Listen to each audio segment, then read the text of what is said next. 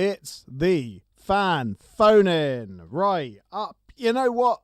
I'm getting tired of doing these. I'm sick of losing. I cannot be arsed talking about yet another loss, yet another bunch of miserable mistakes, shooting ourselves in the foot time and time again. But with me, as always, is my co-host, is the wonderful Mark Ryman. How are we getting on, Mark? Shall I just leave now? Are we done? Is that it? Yeah, we'll just roll any of the other fan phone-ins we've done over the past 3 years. Yeah. The more and more I watch this season, the more I'm convinced that Luton Town is a social experiment. It feels like that, right? I mean, genuinely, I sort of jokingly called for therapy for fans of Luton Town Football Club, and I don't know how you can manage to take a group of fans who had absolutely written the season off, written the club off, and still manage them to piss them off as much as they did on Saturday. I mean, that in itself takes some bloody hard work, isn't it? It's like I'm convinced that Luton Town could piss you off even if Armageddon, which, well, let's not talk about the world affairs, but, you know, as an asteroid heading to Earth in the next 90 minutes, I reckon if you put Luton Town on during those 90 minutes, it would manage to make your state of mind worse than when you started. It is unreal how this happened. Do you think it got worse? Do you think it got worse because the club released that thing in the programme with the players doing their best BP?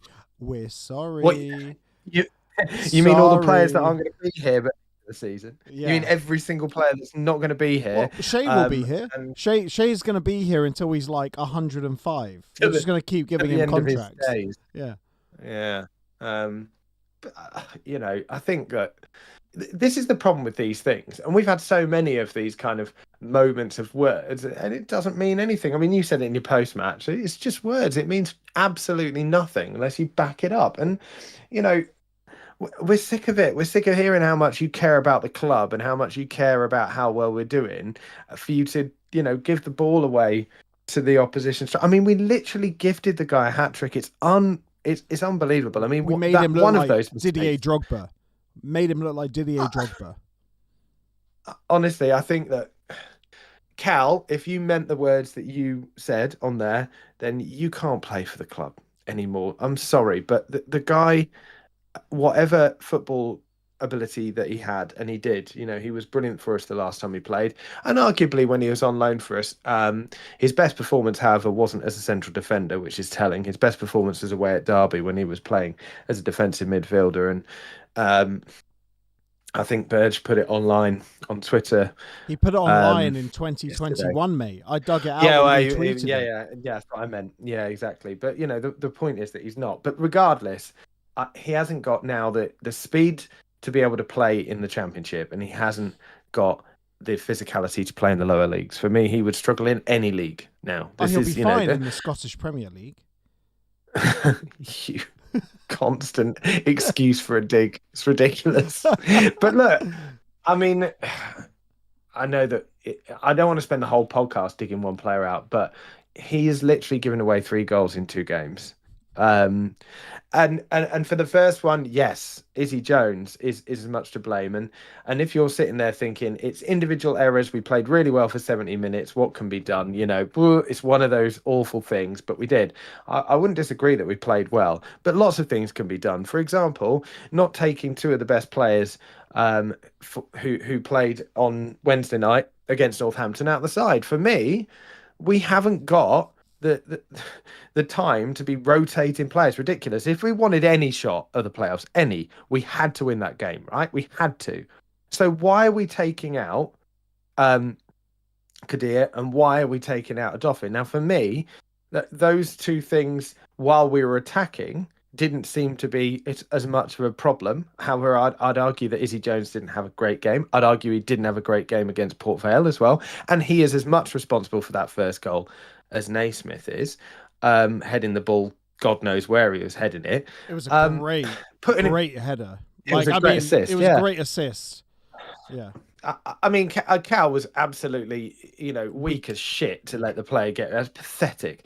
But yeah, I mean, both of them. But for me, he shouldn't be there. He shouldn't have been there. If we're going to play wing backs, whatever. Kadea had a great game.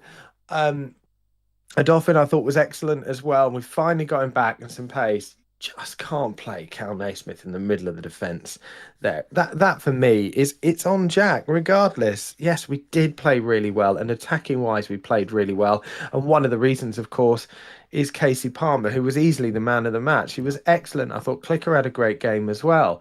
And then you manage to undo all of that by taking him off in the most important moments of the game. 10 minutes to go, you take Casey Palmer off and you put Walsh on in that Walsh-Saville partnership that has been our undoing all season, and you continue with it. And that's what, and all of those things, they add up. Yes, they were individual errors, but every single person in the crowd, if you'd have asked them, right, I'll tell you what, we're going to give 3 goals away. One player is going to contribute strongly towards 2 of them. Who is it? Every single person in that stadium, apart from maybe the Reading fans, would have turned around and said Cal Naismith. How is it that our manager is seemingly unable to see the same things? And it's so avoidable. And he's the captain. There are some. We'll take some comments now because there are some brilliant comments. Good evening to everyone tuning in. Amazing numbers as always. Amazing. You keep coming back when the football's in the shitter. Genuinely, pardon my French. Evening everyone. Evening everyone.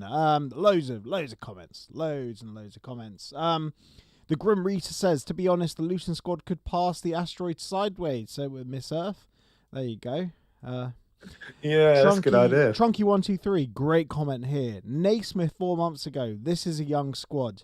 We are going to lose games. Yesterday, blame storming both Johnson and Keeley for his error. The sheer brass neck of him.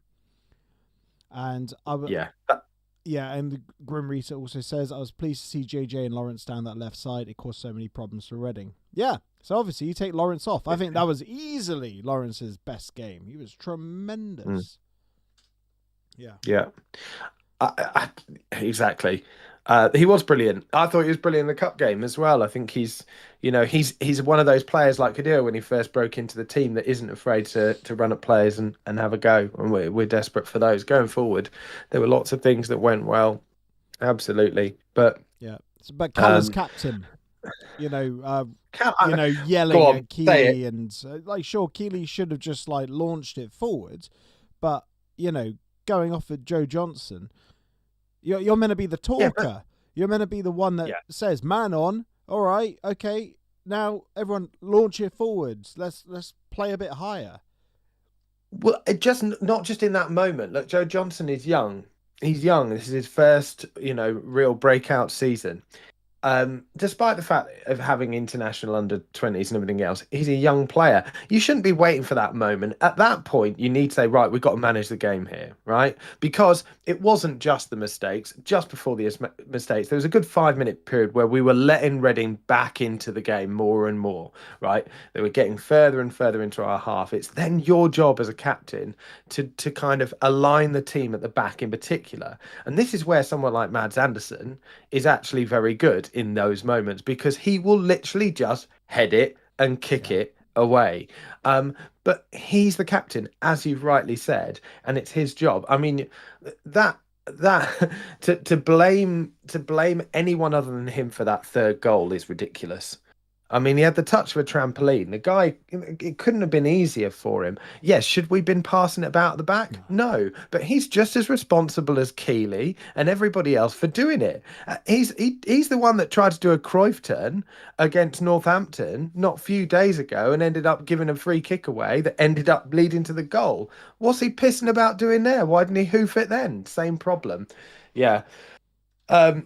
Well, we said this off air. I was going to bring this up anyway, and before we go to callers, we've got a couple of people, so it won't be too long. You absolutely lambasted Morris for being the worst captain that Luton ever had. So it has Cal Naismith now taken that crown since coming back on a permanent deal. Yes, unequivocally, yes, he has. Carlton Morris, I apologise unreservedly. There's obviously something toxic at the club. There has to be. The fact that we've had debatably 2 of our worst, weakest captains in 2 years, it reeks of something going on. It really does. And Cal picking fights with fans. Like, come on, Ronnie Henry did it once, and Ronnie Henry managed to galvanise it into something. Cal is just, he's taken a dead baby seal and he's just clubbing and clubbing and clubbing it. Like, you don't want to piss the fans off. Once you've lost the good grace of the fans, it's a slow descent down the toilet. Yeah. And that is what's happening right now. And it's just getting worse every week. The reaction after the third goal, the goal that put us 3-2, whoa, the reaction to Cal Naismith was unreal. Even I had to stand up and give it because I was fuming. Like, it just goes to show. And they said, oh, we're going to try and cut out the mistakes. And then we do 3 in quick succession, in one game, or 2 in quick succession, 3 in a game. Absolutely shocking. And I see a comment here. I'd be stunned if he drops Naismith. It's Wilshire's mate, like Wells. Like, he has to, if he cares, if he's the captain, he needs to unselect himself because he's doing more harm than good. It's time to play the kids. It's time to play the kids. I saw Gavel in the under 18s. He scored another goal today. And he's beaten like 3 men and slid it into the far post. That's exactly what we need from a striker. That's what we need from a striker, Someone that can charge with the ball, beat like 3 or 4 people, because no one else is, take some initiative, have some impetus, show some impetus, and slide it past the goalkeeper. It's... I don't know. The season's written off. The season's done. Yeah. But, I mean, look, the whole point of getting Wilshere in, surely, would have been with an eye of getting youth players through. And getting Arsenal coaching players, career right? so far. Yeah, exactly. Right, both. Wilshere for the youth. And also get some Arsenal talent. The one Arsenal talent we had, he shipped off. And the only Premier League loan we got was a guy from Man City. Well, Lawrence has turned out to be good, he's come on leaps and bounds since his first game where he just looked like a kid playing man's football. But where's all the talent that Wilshere worked with in the Arsenal Academy? Where are they? He was apparently really important with Walters, shipped him out, first chance he gets. Mad. It makes no sense. Should we get a caller in? Yeah, let's get a caller in because we could rant all night. Yeah, there's going to be plenty of time for ranting, isn't there? There is. Right. So joining us, we have a debut on the pod. It's Kelvin B. How are we getting on, Kelvin? Yeah, can you? Yeah. Hello, Kelvin B. Yeah. In and out, but In and out. Are you on Wi-Fi, Kelvin? Yeah, I'm hearing you twice. Can you hear me? Yeah. We can sort of hear you. So we'll go ahead and we'll see how this goes. Let us know what were your thoughts? Wow. On yesterday? Yeah, well, what you said, yes. Yeah.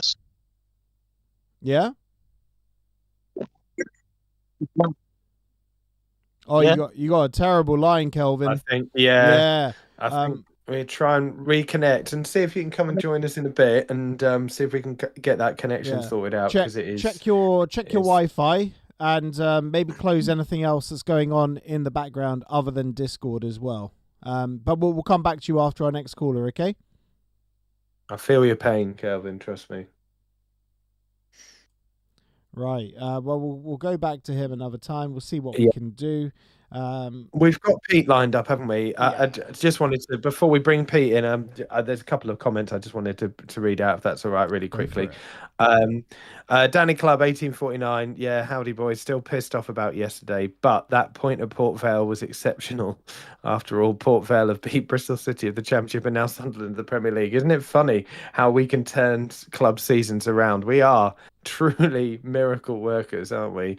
I don't know whether you saw that or not, but Port Vale beat Sunderland today in the FA Cup, which is incredible. Do you know what they were doing when they were defending a lead? Yeah, I bet it Booting wasn't it. passing it straight to attackers. Booting it. Absolutely Exactly. launching it upfield, you know. Of course 'cause they were. You know what? Sunderland can't score if the ball's in their half.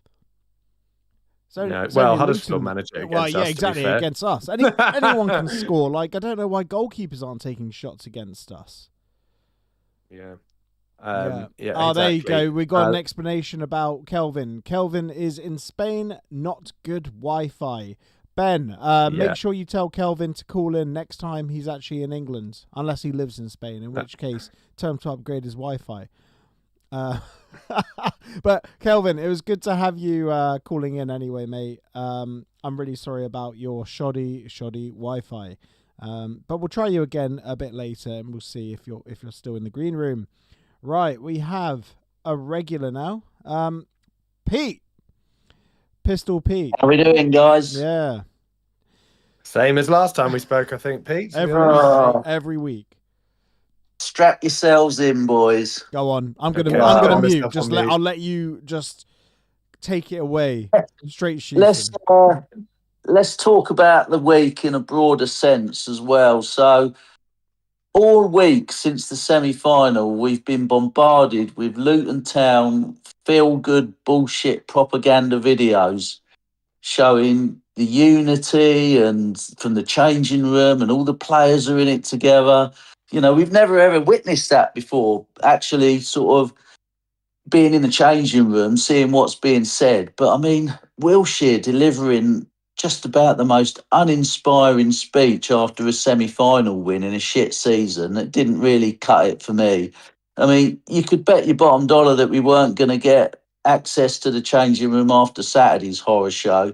But that probably would have been a better one to show us all, because we'd have all learnt a bit more about what it means to the players.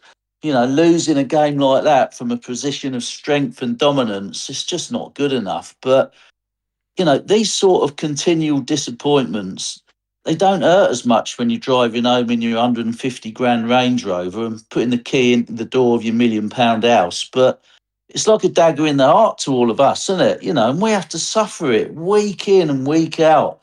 You know, the fans driving all over the country, and now fuel's gone up as well. You know, it's a labour of love, isn't it? But you know, let's look at the starting lineup then on Saturday. As a centre forward, goals are an indisputable currency, aren't they? You know, centre forwards live and die for a rich reign of goal scoring form. And Wells, whilst we've all been critical of him over the season, he's found a bit of form, hasn't he? You know, he's been scoring a few goals. So why on earth do you drop him for Devante Cole? You know, team selection shouldn't be based around keeping fringe players happy. It's about winning football matches. You know, twice in the first half, we flashed the ball across the front of the 6-yard box and Cole was miles off it. And that's exactly where Wells has been the last few games, poaching goals from sort of 4 or 5 yards out, gambling on the ball being delivered into that sort of area. But Cole, for me, made no contribution to that game whatsoever.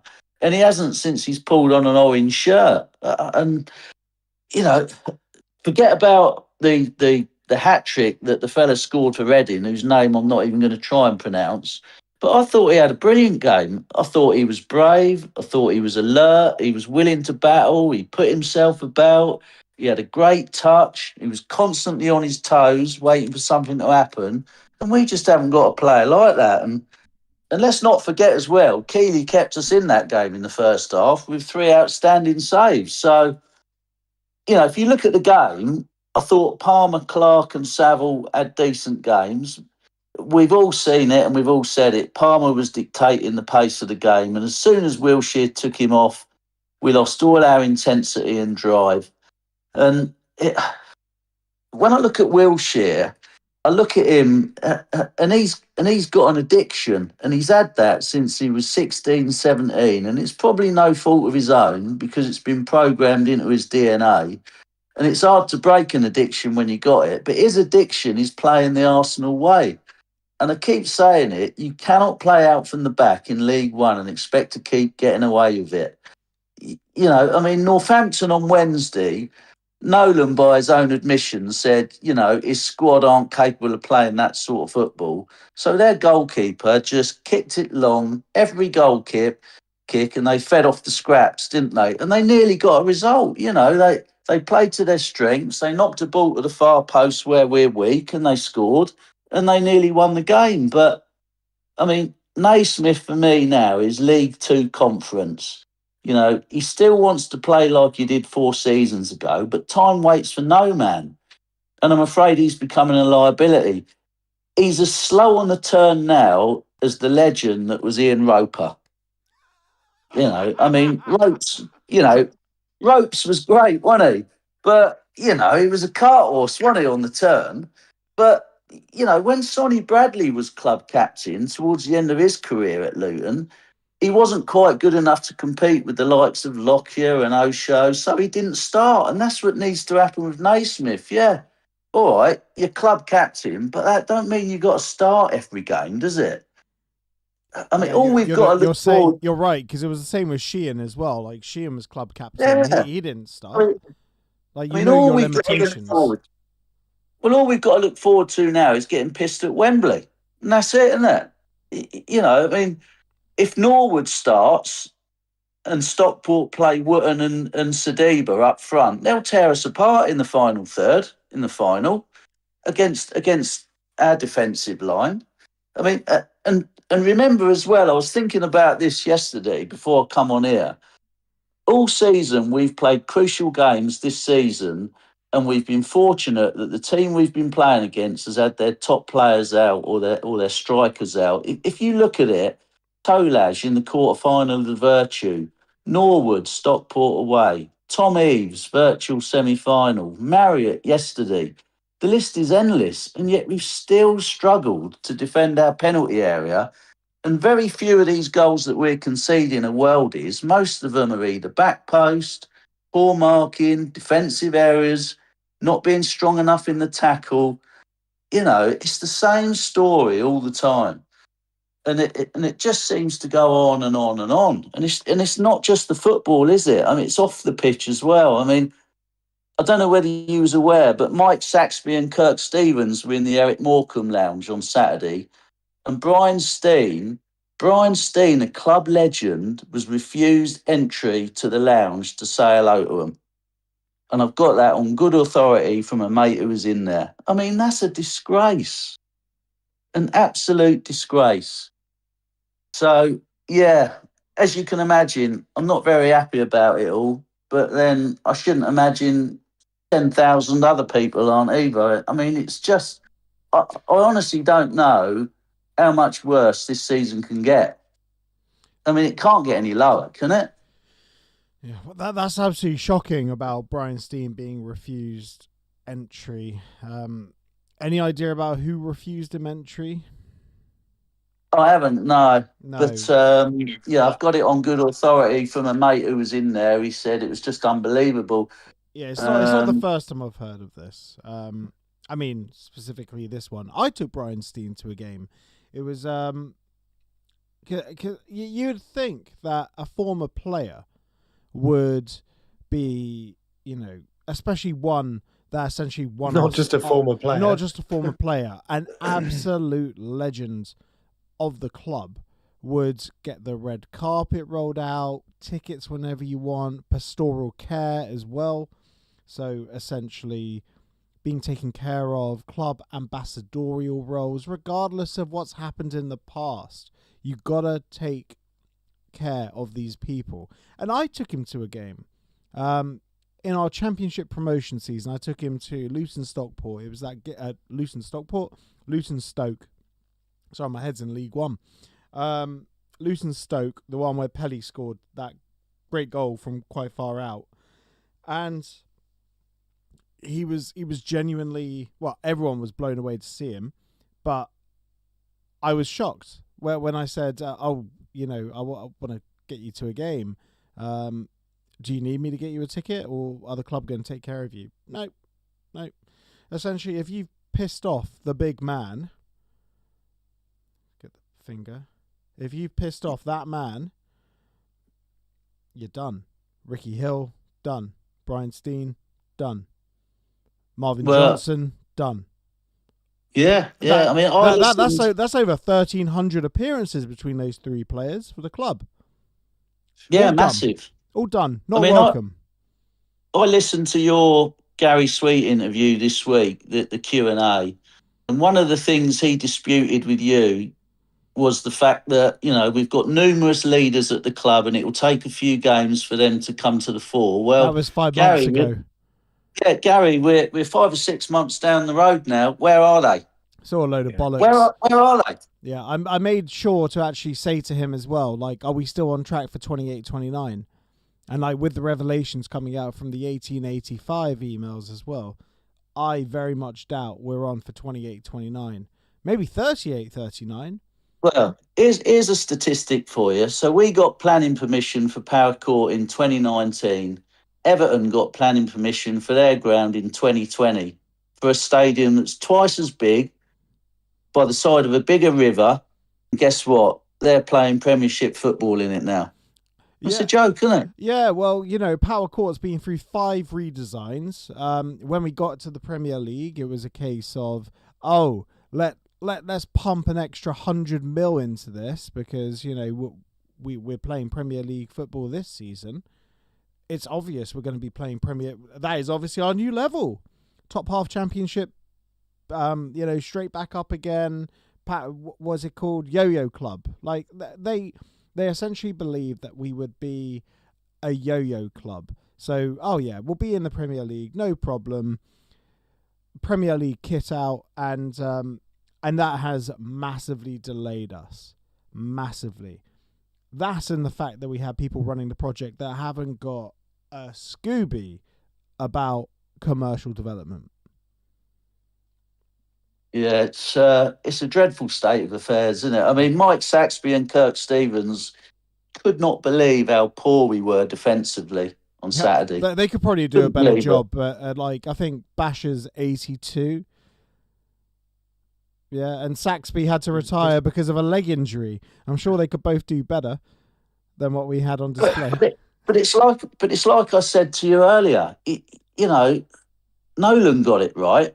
So why can't Wilshere? I mean, one of my mates, who's very well connected to the club, he was in the changing room for the whole of the season when we had the 30-point deduction. So, I get a lot of snippets from him, and he said to me, Jack Wilshere doesn't even look like a manager. He looks like he's going down the pub in a pair of designer trainers and a half zip. Either put a suit on if you're a suit kind of manager, or put a tracksuit on. Because these Pep started to bring that in, didn't he? The casual look where you just wear a half zip and a jumper, and it's bollocks. At least look like a football manager. But none of these guys do now, do they? They look like they're just going out for the night with a couple of mates for a curry. I mean, look, I don't care what he wears, but what I care about more is that you're right. I mean, Pete, I think our defence was poor for the whole game, and you brought it up already in what you said, that if it wasn't for Keeley, we'd be 2 or 3 goals down in that first half as well. It's only his saves that have kind of given us the platform to build on what we did in the second half. But, where's the manager at the point in 80 minutes or so just before we're conceding to get the players up the pitch and start playing football? Forget just the changes and everything else. That's what I want to see. There needs to be some leadership from the sidelines. For me, I think that, players like Cal and Saville and others just clearly run that entire change room. They run it. And Wilshere hasn't got either the spine or the gumption to take that off them. I think that is the biggest problem, that they're just allowed to run it. And I don't think that that's going to change while Naismith and co are there. The other thing you mentioned was Wells. I was going to bring this up earlier. I mean, isn't it ironic that he plays Wells when he's in absolutely dog shit form, and then the moment he scores 3 goals in 3 games, he takes him off? It's almost unreal. I mean, that beggars belief. Really does. When I looked at the starting 11 on Saturday, I just couldn't believe that Wells wasn't starting after he'd found a little bit of form, and when we've been desperate for him to start finding the back of the net, haven't we? And he's come in for a lot of stick. And fair play to the fella, he's fronted it out and he started to put the ball in the back of the net. But very close to doing so again when he came on, right? I mean, it's yeah, crossbars width away from going in as well, and he was only on the pitch for a couple of minutes. As a striker, it's not about resting. It's not about resting him. A centre forward who's scoring goals wants to play every game. So what we resting him for anyway? What we resting? I'm sorry, it's just hit on another pet peeve from Jack Wilshere's moments about rotating players. We have to win. Oh, we would have past tense now. We had to win that game. Why are we resting players? Why are we worried about injuries now? It's ridiculous. Utterly ridiculous. It's because the modern game is just full of this stat-based crap, isn't it? I mean, the Liverpool sides of the 70s and 80s and the Nottingham Forests and the Arsenals, they won league titles playing about 14 or 15 players all season on shit pitches when you could tackle as well. Didn't John Robertson play like 200 games in a row and he exactly didn't look like a peak athlete? Yeah, and the recovery is better. The pitches are better. You're getting massages every day. You're sitting in bloody oxygen chambers or whatever they're doing. I mean, it's ridiculous, isn't it? How these players can't play on a Saturday and a Tuesday. It's just bloody ridiculous. I just don't understand it. I mean, modern players today, they're not a patch on the players of 20 years ago, are they? Not a patch on them. No, I was watching a lot of. I think you're thinking of like players from 40 years ago. If we're talking about Liverpool of the 80s. But I was watching a lot of 90s football earlier today on Twitter because I went down a whole 90s rabbit hole. And honestly, just the ferocity of play in the 90s was just next level. And that's when, I fell in love with football. And I'm sure that's when Ryman fell in love with football. The ferocity. And you just don't get that today. Like tactics, strategy, modern wanky laptop men. They've just ruined every aspect of it. Yeah. It is. I don't want to constantly just moan about everything, but it's not easy to change the narrative when we have to watch that every week. I'd much rather watch Lincoln. I'd much rather watch Lincoln every week. I like direct football.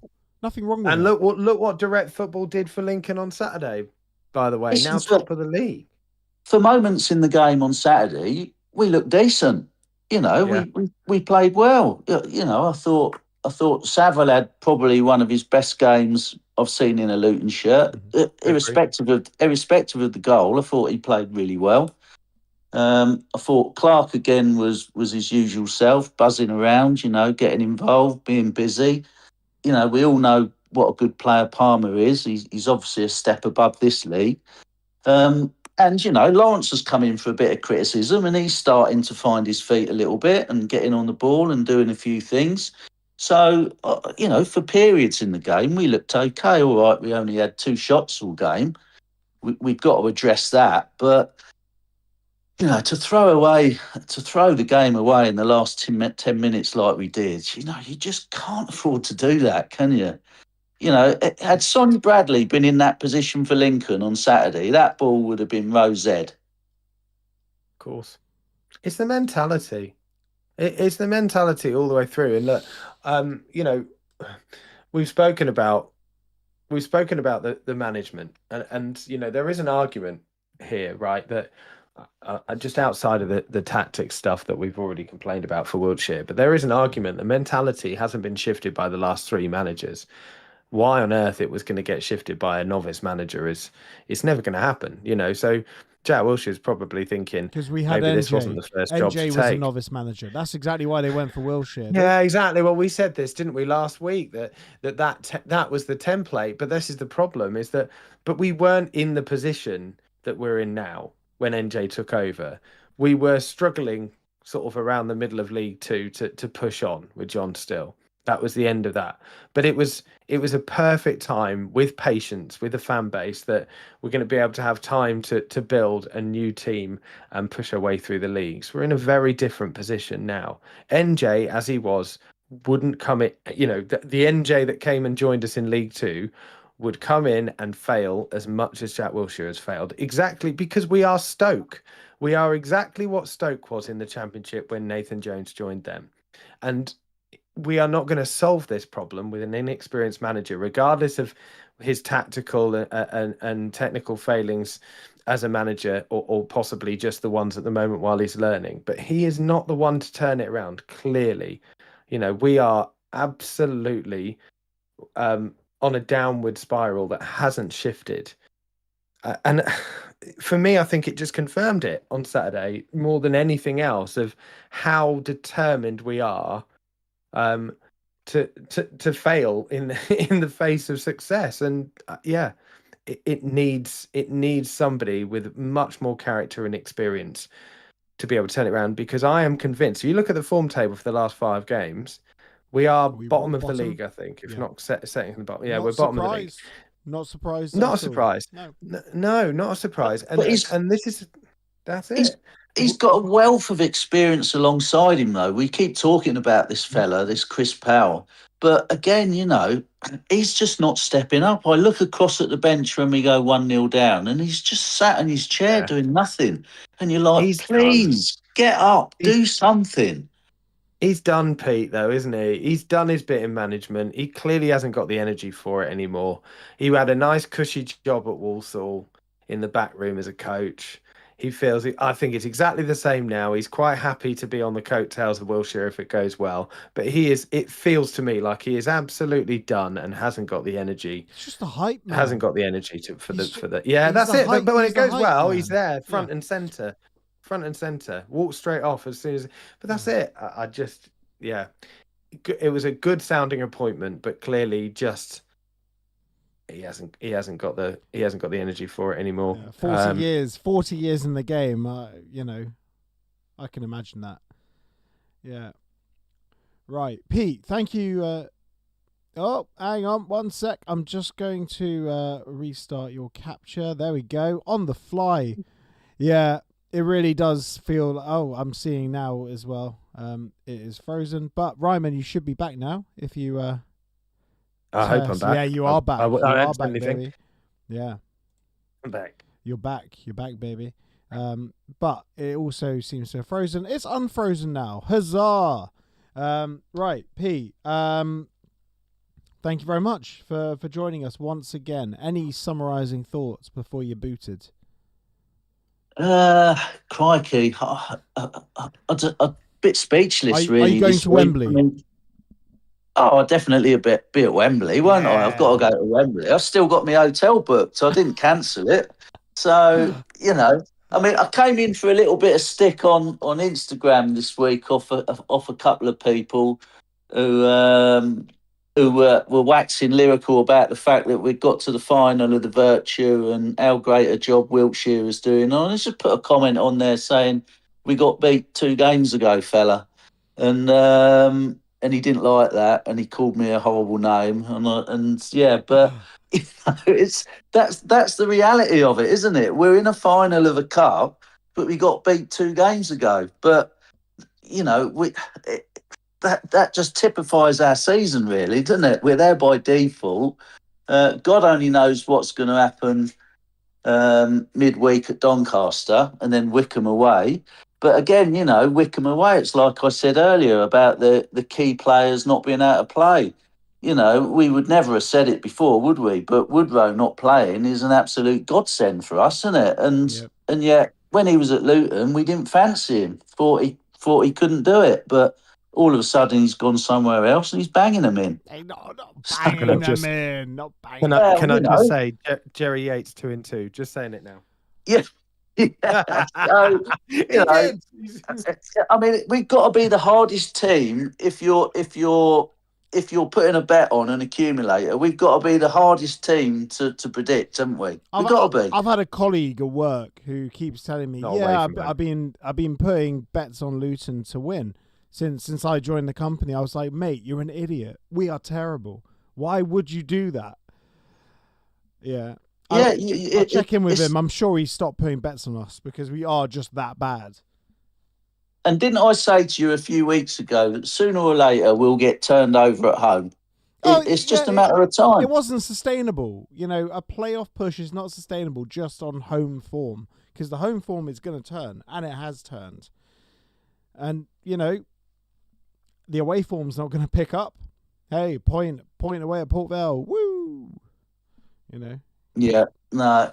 Yeah. Well, like I say, we'll have a good day out at the final, and I talk to a lot of fans, and they're all saying the same thing. They don't give a toss about the result. It'll just be nice to have a day out at Wembley. Yeah, absolutely. Right, Pete. Thank you very much. Have a good evening and a good week. See you, guys. Cheers, All Pete. right, bye. Great, See you. Ta-ra. Bye-bye.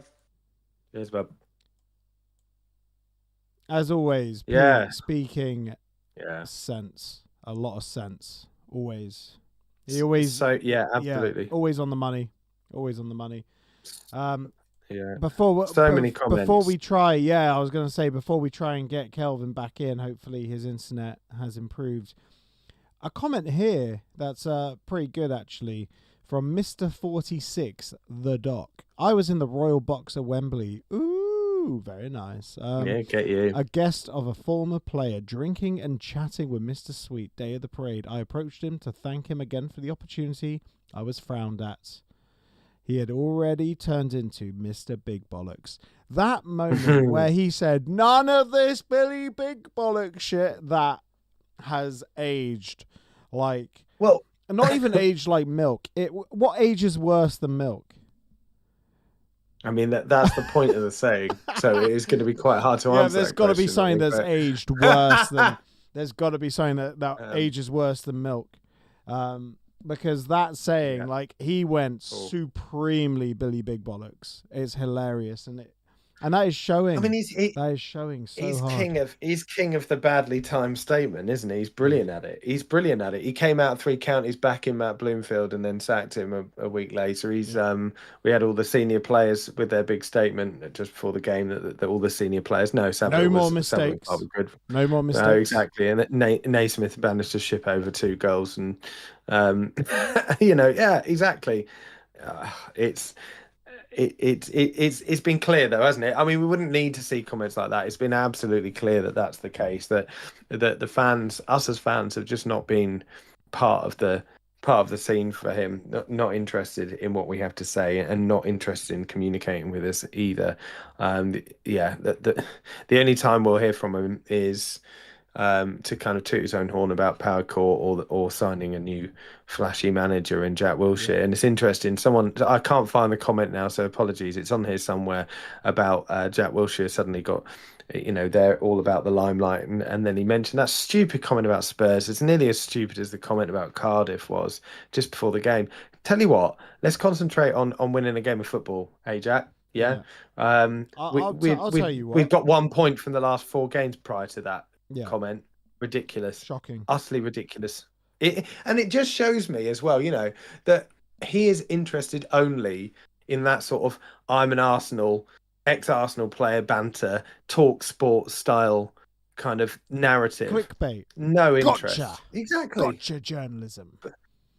Yeah. It's just shocking. I'll tell you what, and, I've got a Gary Sweet story. So got to the game relatively early. I said hello to my chums at the Hatters Heritage store, marquee at the front, because they're doing good work, Shame I'm not a part of it. I mean, I never was a part of it. And then I'm having a drink with my dad, and board members are doing they're going around doing the schmoozing under the tent. Mick Harford's out. I think Bob Curzon was out. Wilco was out. Sweet was out. Walking around.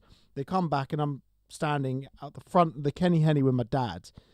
And Wilco knows me from Hatters Heritage board meetings. He's like the club liaison. So Wilco knows me. We talked quite a few times. And he's walking towards me with Gary Sweet. Wilco stops and says hello, shakes my hands. Gary walks straight past me.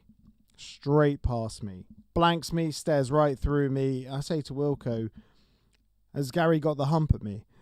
And he said, I would think so. Obviously, of course he has. I released the interview yesterday. I don't know how good, look, it's one of those ones where you can draw your own conclusion from the interview that I did with Gary Sweet. But honestly, I think it would benefit from having a monthly interview with him, because someone has to ask him the questions. Like, you can tell. I'm not just saying this because it was my interview. I was not scared to ask him the questions. And to be honest, now we know more. So I can ask different questions. Whether or not he wants to talk to me remains to be seen. But you know what? Like, I will happily speak to Gary Sweet on a monthly basis or a 2-monthly basis, because, obviously the stadium doesn't move that quickly. But if you're open to it, Gary, so am I. Well, let's talk. Yeah, no, look, I think there were some really good questions in there, by the way, and like a few others, I'd seen it already. Obviously, being part of the pod, I'd already seen it relatively soon after you'd record it. I think you sent it over to me. I think they were important questions that got asked, and they were but do you know what as well? I don't go off on too much of a Gary Sweet tangent, but isn't it interesting how his communication style has changed as well? I remember listening to him coming on radio shows all the time. Obviously, as we were on our way up through the Championship and then Premier League, you couldn't turn on any sports channel without Gary Sweet being interviewed at some point. It's interesting how that changed. Always been really impressed with how he was able to deal. Yeah, but you know what? Actually, there's a good example. So that interview, one of the interviews that he did on there, because he did a few, one of the ones maybe when we're in the Premier League. And he could always hold his own against someone like Simon Jordan, who, despite the fact that he is 50% good stuff, 50% shit. You never know what you're going to get with the man. But I thought he held his own really well. I think he was very good and confident in what he said. It's completely. I feel like his communication now has become so defensive, and it's clearly because he's worried about the questions that are coming. You think to not just your chat with him. He came to me last as well. On that day, he came to me last. Yeah. If you look at his body language, he didn't want to be there. He tried to leave multiple times, and then at the end, zhup, he was gone. He was the only one that didn't give me a handshake. Yeah. He was gone before I could even put out my hand. Yeah. It's ridiculous. And then say, but there's the same 3 counties as well, squirming on that interview. Very different. Look, I get that it was a much harsher interview. Look, he's going to be lauded as, one of we were considered one of the best run clubs in the country when we're going up. Of course, it's going to be a much nicer interview for him when we're in the Premier League to when we're struggling in League One. I get that. But I find it interesting how even that sort of that front, if you like, the kind of front facing element to him is disappeared. And it's clear that he is not interested, as I said previously, in engaging. And it was something that he was told to do, whether it's by what's his name, who left, Ben Kinsella, is that right? Ben Kinsella, who ended up going to. That's right. Sorry, Ben Kinsella. I wonder if he's regretting moving to Dubai. Well, in the short term, probably. Yeah, I think anyone who's moved to Dubai recently is probably regretting their decisions. But yeah, let's hope that's all calmed down soon. But yeah, regardless, I think it was widely reported that was his doing. The Podcasters' Day, so you can be absolutely assured that ain't happening again. If it wasn't happening again already, your interview with him will be the final nail in the coffin of any future podcaster event. But this is it, and as Pete said earlier, this is when we need the transparency, not when it's all going well and we can pretend it never happened. We need it now. If we want things to change genuinely, not just for a couple of games, we want things to change permanently, then that stuff needs to happen as well. Should we get some more comments? There are some truly amazing comments. Kelvin says, no worries, guys. He'll try midweek. Well, Kelvin, try again next Sunday. It'll be amazing to get you on. But Kelvin says, conceding 2 late goals, it broke him. That's fair, isn't it? Yeah. Yeah. It did me as well. I'm still, yeah. And as Stevie's yeah, Stevie's broken as well. Like, I actually tried to get Stevie to do tonight because yesterday was hard for me to do that post match. Like, I'm just emotionally worn out. Yeah, It's one of those. We got any? we've other done good this so many comments? times. Oh my Done god, it mate! so Yeah, many times, Ollie. We sat here, like both of us, really excited when we first started doing the phone-ins on here. I know, obviously, that previous incarnations were on Twitter, but that first season we did this, the start of the championship. We had a chat about it, about running this, and I was really excited about doing it and hosting it and having some really positive stuff to talk about. And it's just been this for 2/3 of the time. But yeah, sorry, there are plenty of good comments to go through on here. So Minibar 23 is GS, the world's biggest child since Trump. Yeah, well, there you go. I mean, if that's not damning, I don't know what is. Well, I don't think Gary Sweet's on the Epstein list. So there is that, I suppose.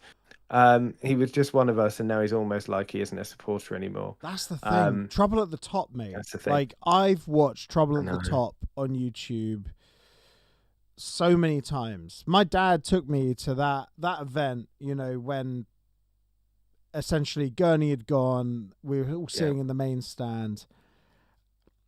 I've idolized Gary Sweet for years. And I'm just so disappointed in how this is going.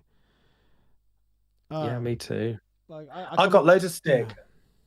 I don't know whether you remember, I did like a brief 10-minute rant about Alfie Doughty's situation. Yeah.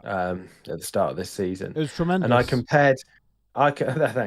compared Gary Sweet, not Gary Sweet. I compared the actions of the club to the like of which we got under Gurney, you know, trying to dictate the media. And I got a fair bit of kickback from that particular point of it. Most of the comments were very, very nice, but a little bit of kickback on that. But we're seeing it more and more and more all this season as well, aren't we? Seeing those actions. And you know, that's the thing. You're only as good as how the club is currently being run. And at the moment, it's currently being run not financially, of course, at least hopefully not, but you know, financially we are at least from the football club point of view stable. But in terms of its communication and its seeming kind of attitude towards the fans, it is strikingly similar at times. Yeah, and with Cola, like, obviously money was being taken out. Money was not being reinvested back into the club, or like it was just the bare minimum being taken. Players were sold, money was essentially being used to just keep the club on an even keel. Whereas money now, what's happening with the money from all the players that we sold? I feel it's like the same. Money is being used to keep the club at an even keel.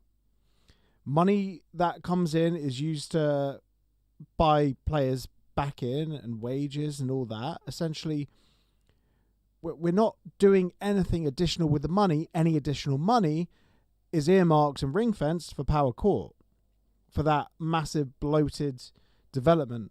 You know, all the Billy Big Bollocks bells and whistles that are going on to that. It's weird. It's like Cola, but in a different way. And we need, I said it yesterday in my reaction, we need a full accounting of where every single penny has gone. Not the accounts that are submitted a year later as well. So we'll be getting the accounts for this season next year, next April. And we're going to, the accounts that are, due now are going to be for last year. And to be honest, an accountant can hide money, large sums of money in different sections of a company house statement. You can be creative. That's why they call it creative accounting. You can do whatever you want within reason, but you can hide good amounts of money. And what you said about in your video, your Doughty video, when Mike Simmons was forced to recant his story, shocking, isn't it? and When the Town said in their latest pod, oh yeah, well, we've never been asked to censor anything. Yeah, of course not, mate. Of course you haven't. Like, when have you said anything remotely controversial on your podcast? When have you said anything about the boards? Like, disclaimer, Dave said it on his pod. His son works at the club. He heads up the media. So he's not exactly going to say anything controversial anyway, is he? He knows the score. But on that on that day, I don't know if they even released their stuff. Essentially, every single chat they had, the person they were interviewing had a Christmas hat on, and they were just loving life. They were just buzzing being there. And look, I'm not digging out Oh in the Town. It's a podcast that I listen to. I like it. I've met Dave. I've spoken to Steve. They're good guys. They are good guys. But I feel they can't be as open as they want. They really can't. And here's a good one. We need to stop making statements. They always seem to backfire. Doughty about relegation, Jack about Cardiff, Richards, we can beat anyone, and the player's statement at the weekends. That's real. Oh yeah, sorry, I was getting sidetracked about censorship. So yeah, Mike Simmons being forced to recant his statement. Kev Harper getting called in, after his Borough post-match last season. The Gary Sweet interview, we had to remove 2 minutes from that because Gary said cut during it. You'll never see that 2 minutes, but hey ho, is what it is. Yeah. But yeah, censorship is a real thing. Not even censorship. People are too shit scared to say anything most of the time because there'll be repercussions, like getting slung off or threatened to get slung off foundations or boards or whatever, Exactly. I mean, the people asking the questions. Yeah, I mean, people asking the question about why the 1885 are anonymous. Well, there's your answer. Yeah. There's absolutely no way that people aren't gonna. People who wrote that email clearly know a lot. Okay, they clearly know a lot. Those questions don't just come out of thin air. Some of them, maybe repeated, and there's a lot of them, and could they be more succinct and all of that? But some of those questions come from knowledge, and that means that people have a fair amount to lose if their name gets out there as well. Look, if it wasn't for that, we wouldn't have those questions in the public domain, and we wouldn't have things like the LTST having to make a statement about it. We wouldn't have them being discussed on various podcasts, including ours. Not all of them, though. We're talking about podcasts. I haven't heard LTST mentioned it briefly. They said, "Oh yeah, the trust are making a statement," and I can bet you, I can bet you that nothing is going to happen with that. Nothing. The trusts aren't going to turn over any rocks or ask any questions. And it's important we keep asking these questions. Sorry, I'm shaking my camera because I'm bashing my fist on the table. We need to keep asking these questions. When the Town did ask, but they discussed it briefly, but they just discarded it because they were like, they're anonymous. They're anonymous. Like there are some good questions in there, but there are some really rubbish questions. There is one question I want to know. There's one answer I want to know. Did a company offer to build us a stadium in payment for the residential? Because ultimately the whole plan has been not to take from the original 2020 statement, mission statement, written back in 2009 or whatever, never to take money out the club other than what you've invested into it. So if someone was offering, you bought some land and someone was like, okay, for this land that you bought for, however 10 many millions, we'll build you a stadium for a couple of 100 million. In return, we want this land and you won't profit off this land, but you'll get a new stadium debt free. If that's the case, we need to hear about this because that is we can get someone building the stadium that knows what they're doing. That's what I'm pissed off about. That is the one. Yeah, exactly. That is the one answer I want. Yeah, I mean, look, Gary's got probably quite a big CV, but on neither of those CVs, on that CV, neither of these jobs exist: running a football club or overseeing a large building project. And I'll pull up his LinkedIn. Let's see what his CV is. No. Yeah, can you block people on LinkedIn? No, but I'll have a look at this. My friend's invitation to him is still pending. Yeah, I bet it is. Yeah. I bet it's pending, yeah. No, it must have timed out. Yeah. I've resent it to him. Let's see what happens. He was a Siemens for 5 years. Yes, I know. Yeah, then Bosch before that.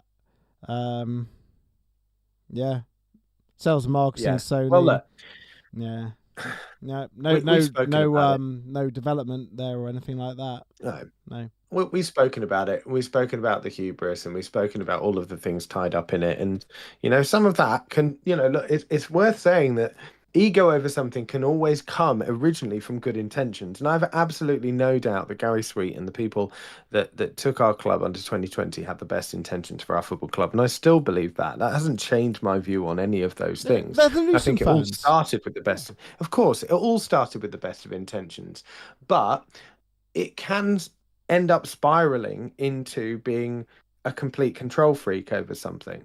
And that's clearly the case, right? That's that's clearly what's happened, is that as a result of that, I'm not suggesting it's a sort of savior complex, but you start that narrative of, we have built the club from where it was to where it is now, and therefore no other person can understand the club like we do. No other person can help run the club like we do, because Luton Town is different for X, Y, Z reasons.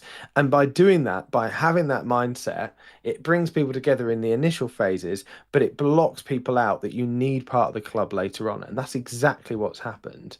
They've basically walled themselves in, more Trump analogies, and stopped outside voices completely, because they get Luton and nobody else does. And it feels like, that is Gary Sweet's undoing. That's exactly what's happened, for me at least. And that's been the problem with where we are now. Yeah, but anyway, I mean, we've got a game to think about, haven't we, on Tuesday night, for God's sake. We're playing again. We're finally playing this fixture. Finally. Feels like this fixture's been coming for ages. When was the original fixture? Because that was they cancelled it for a frozen pitch or something, I think. Yeah, you're right. They're the original one.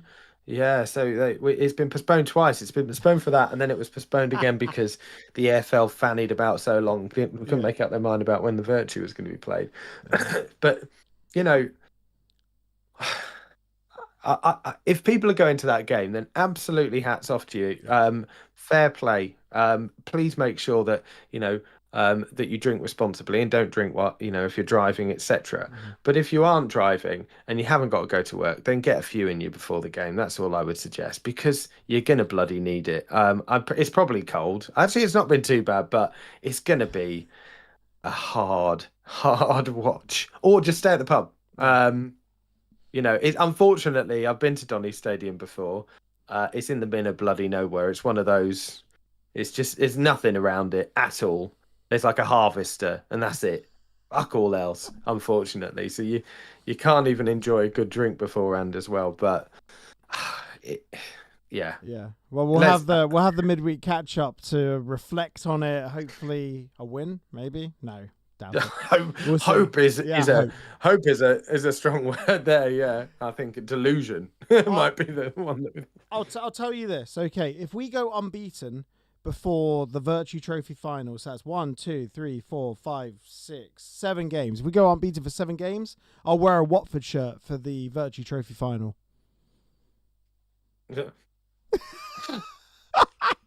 Because I am that certain it's not going to happen. Stop making me care about Luton football results again. Stop doing this. 7 unbeaten. We go 7 unbeaten. Yeah, I'm going to wear a Watford shirt for the Virtue Trophy final. And I'll have written on the back here by default. I saw that comment before. That was brilliant. Yeah, that was a good comment. Here by default, absolutely. Well, I can't remember what I was going to say now. That's completely thrown me. We've run over anyway. Yeah, we've run over. But no chance. Oh, yeah, that's it. Someone mentioned earlier whether they think Naismith is going to be in the final. 100%. Naismith he's leading us out. He's leading us out. And he's going to be coming out. He'll be coming out clapping. He'll be coming back trying to start fights. That'll be what he'll be doing. Be scratching his, adjusting his hair with his middle finger. Just yeah. If we sort of go down the route we think we might go in those 7 games, what is genuinely? Do we think the atmosphere is going to be decent? I know it's Wembley. I know it's a bit fun day out. I get the point. Everyone's saying, "Oh, it'll be great to see." And look, I said it last time. You can enjoy that and still be disappointed with the season. in theory, that's right. But if we continue to, we got 1 point from our last 5 games in the league. If we do that again over the next 5-6 games, what's it going to be like at Wembley? Genuinely, It's going to be apathetic. I've no idea. It's going to be apathetic. No one is going to give a shit. We're just going to go sit in silence, wait for the players to get us energized. We're playing Stockport. Do you think they get booed off if we lose? Oh, can you imagine? Do you think Has the team ever been booed off at Wembley? To be booed off? Yeah. Right, Has that ever happened? But England would have been booed off. There's absolutely no doubt in my mind. But other than England, so in a domestic game, in a domestic cup final, has a team ever been booed off? Ask Watford. They got hammered by Man City 6-0. If any team's going to be booed off, it'll probably been them. But probably not, though. Probably not. No, probably not. No, of course, I've only been. Yeah, it's my only dig. Can't dig them for much at the moment, can we? So, but yeah, I wonder if that's ever happened. There you go. Fun question to have a think about. Could be the first. Could be the first if we could be the first. Yeah, right. We've overrun. I got to go to the toilet, and yeah, let's go, Donny on Tuesday. Thank you all for tuning in. Thank you all for the comments. Thank you to everyone that's listened back. Watched it on YouTube or listened on Apple, Spotify, wherever you listen to this. Everyone, take care. Most importantly, come on, you Hatters.